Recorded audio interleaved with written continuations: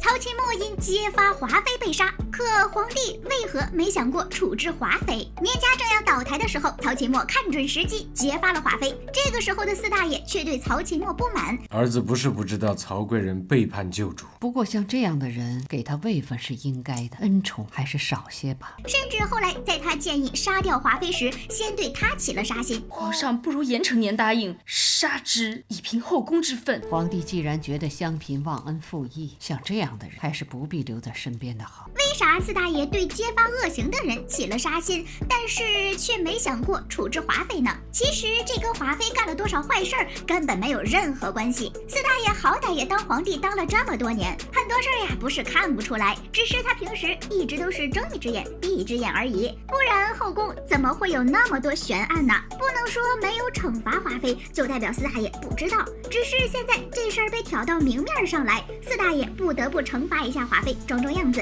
人家明明就打算等华妃避避风头再给她升位分的。只要他不再生事，儿子日后会给他个贵人的位分。我们来复盘一下当时的局势。那会儿呢，年家已经倒台，华妃在后宫也已经没有任何的权利。这个时候，前朝和后宫的实权都回到了皇帝、皇后的手中。既然已经没有什么可以令四大爷产生危机感，那么就算留下华妃，他孤身一人在宫里能干出什么事儿来呢？四大爷就等着过一阵儿还继续宠她呢。而且抛开家世这层不谈，他还是很中意华妃这个女人的。先不说四大爷宠了华妃这么多年，假的也能变成真的。四大爷自己也说了，自己和华妃这么多年的情分在，他一时间也狠不下心。儿子与世兰到底是多年的夫妻，总有恩情在。曾经他就说过，有宜修、华妃和甄嬛3个人足矣。这个时候，宜修表面上非常贤惠，是一个完美的正妻，而甄嬛呢又是纯元的替身，四大爷心中的白月光就靠她来延续了。只有华妃这个人既不贤惠也不是替身，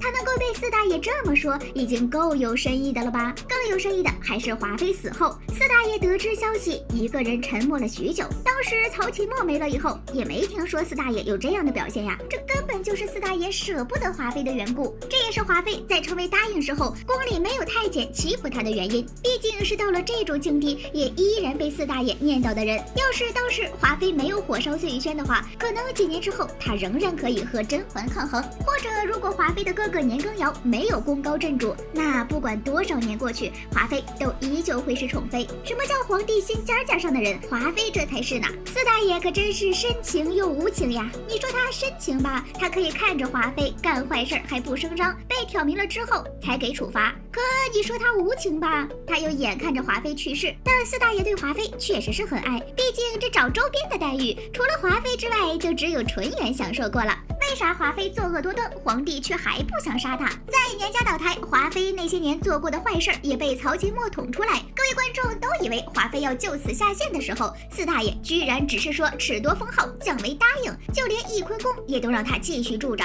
甚至四大爷和自己老妈聊天的时候，还表示自己不仅会留着华妃的性命，以后还会给她升位分。这难不成是四大爷新的迷惑操作？这也是因为四大爷对华妃的感情非常不平凡。虽说他曾经给华妃多次降位分、升位分，就好像跟玩过山车似的。大家也都以为四大爷盛宠华妃是因为他哥哥年羹尧有功的缘故。然而四大爷宠华妃的原因，就是因为自己的愧疚之心。在和太后交流的时候，四大爷说的话其实有非常多的信息量。他甚至直接说了自己就是因为当年的事情感到愧疚，所以这才想多弥补华妃一下，不对他有多重的惩罚。至于这个当年的事情，就是华妃小产以及她无法生育的事儿。这个大家都知道，当年华妃小产根本就不是端妃所为，而是他们高管层一合计，觉得这孩子不能生下来，所以就利用了端妃，借她之手致使华妃小产。这事儿呢，导致了2个人的悲剧，所以他俩刚开始都是妃位。而且端妃过得不好，并不是因为不受宠，而是因为有个华妃在作祟。从这点就能看出来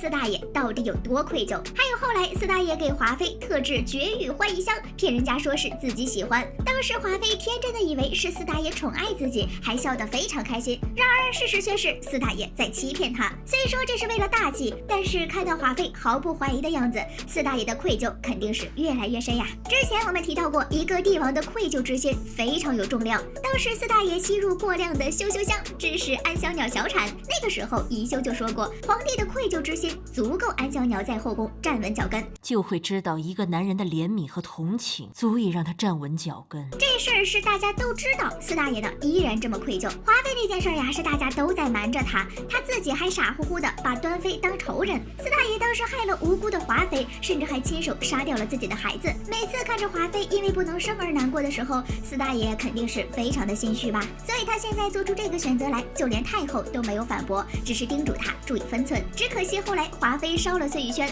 不然呀还能再拽一把。华妃到底有多受宠？想当年太后不知道说了多少次让四大爷别独宠一人，四大爷表面答应，可实际上还是继续宠华妃。宜修拿鸭子汤跟四大爷讲道理，不偏爱，懂节制，方得长久。饮食如此，人亦如此。你是想说这个吧？结果人家转身就走，甚至在华妃的恶行暴露之后，四大爷连冷宫都没让他进，只是让他没了封号，成为答应而已。为啥这次四大爷对华妃如此宽容呢？这呀还得从华妃身上说起。可以成为宠妃独占四大爷这么久，华妃嘹亮自然不是那么简单的人。人家华妃在一众嫔妃当中本来就是特殊的存在。咱们就拿平时华妃对待四大爷的态度来举个例子。甄嬛、梅姐姐、宜修和华妃四个人都和四大爷一起吃过饭。宜修呢一边吃着饭一边跟四大爷讲规矩，完全不管自己老公会不会消化不良。甄嬛呢吃着饭开始求四大爷千万别让华妃重新掌管后宫啊。四大爷大早上的就开始面对这些事情，谁能高兴啊？梅姐姐呢直接就搞了一桌子绿菜，而且全程冷脸。虽说她这是事出有因，但四大爷指定是很不开心呐。反观华妃，人家和四大爷吃饭那都是诚心实意的在吃饭，根本不会说朝政规矩之类的。只有一次想给自己的侄子求封赏，可那次人家华妃准备的饭菜都是最难搞的。平时俩人吃饭的时候，华妃都是把四大爷喜欢吃的摆得离他近点，从他摆饭菜的这个用心劲儿，就足以看出他究竟有多爱四大爷。别看甄嬛和宜修一天天的把真爱挂在嘴边上，可实际行动上谁也比不上华妃。四大爷本人年纪再大，他也只是一个想要感受到爱的宝宝而已呀。除此之外，华妃对四大爷还有一种依赖和仰慕，不然高傲如华妃娘娘也不会总是在院子里等着四大爷过来。这种不掺杂着任何利益的喜欢，怎么会有人能够拒绝呢？而且哪怕甄嬛已经是圣宠状态，也依然在怀疑四大爷的感情。宠爱，宠爱，这宠便是爱。若是宠而不爱呢？唯独华妃从来没有怀疑过这些，尽管被罚了很多次，华妃也相信四大爷心里有自己。要知道，在四大爷登基之前，他的奸信就已经伴随了四大爷一年又一年。在这一年年的相处中，四大爷怎么会分辨不出来？若是最后他没有动情，也就不会去寻找华妃的周边啦。其实说白了就是华妃本人又会撒娇，对四大爷的爱意呢也最明显。这长年累月的下来，谁能不沦陷呀？华妃倒台，四大爷不但不想处置，反而还想等过一阵再升位分的决定。其实是因为四大爷对华妃的感情不一般，当时的局势也已经开朗，留下一个华妃又能怎么样呢？还有就是四大爷的愧疚之心啦，霍霍了人家这么多年，觉得对不起华妃，想要对人家好点也是正常。华妃呢对四大爷好了这么多年，这确实是不能白好。事实证明，咱们四大爷还是很不错的，至少啊别人付出了他会感受。好了，本期视频就到这里啦，宝宝们别忘了点赞评论哦。